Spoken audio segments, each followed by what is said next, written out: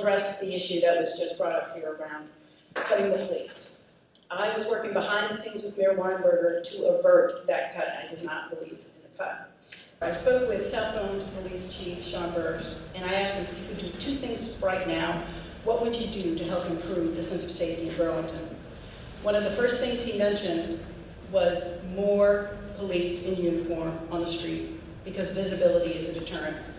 The next thing I would do is make sure that the Burlington police have the data they need to do their job. But in responding to violence, there are a couple of things we need to do. We need to make sure that our police aren't handcuffed and that the laws are changed to enable them to do their jobs. We would make sure that all of the working units that the police tell us they need to have in place are fully staffed. And more importantly, I would go and speak to them and say, what do you need? Now that you have this in place, what's next so that you can continue to do your job? That kind of conversation has to be ongoing. And more importantly, we would have community, police, partnerships. And really, that needs to be ongoing.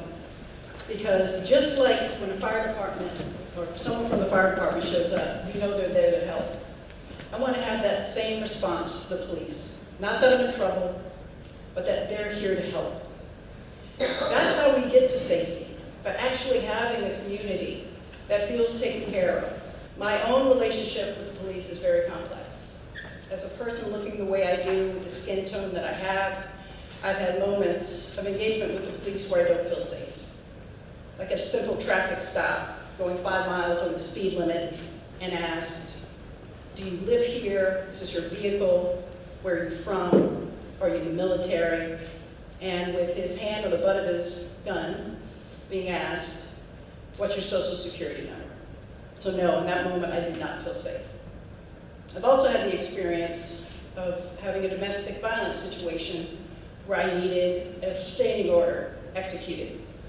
And we were in the courthouse, and thankfully the responding officer showed up just in time. I got that restraining order, and I was safe. I say that because we have to understand that in all the work we do as a city, sometimes two things can be true, and most of the times we need to work with a framework of nuance. One thing we should recognize as a community is in 2020, in the aftermath of the murder of George Floyd, the state of Vermont lost 900 police officers. 900 officers decided to leave the profession. So this isn't just Burlington's problem alone. There's a shift, right, in our nation and in the state and in our community. We actually need to do more culture work as a city and also as a police department. Because when you call 911, you should expect a response. And unfortunately right now, there are some people who don't feel people will show up. Or you get told when you call in a priority, can you please go online and fill a form out yourself? The culture work has to be mutual between law enforcement and the community and law enforcement. We need to have that community police partnership. That culture shift will help our law enforcement people who are putting themselves on the line every day. I absolutely respect that they put on that uniform knowing that they could be going into harm's way. There's a lot more to speak on the subject, but let me just say this. It's going to take a community effort. It's going to take working with our neighboring towns, and it's absolutely going to take a reprioritization from the state and the governor to deal with all of these issues. The Burlington Police Department, we cannot manage this on our own. We actually need the governor to step up, recognize this is a statewide crisis. And with the Vermont State Police, let's have a concerted effort to say all the routes into Vermont are closed if you're coming here to do harm, if you're coming here to bring poison to our people.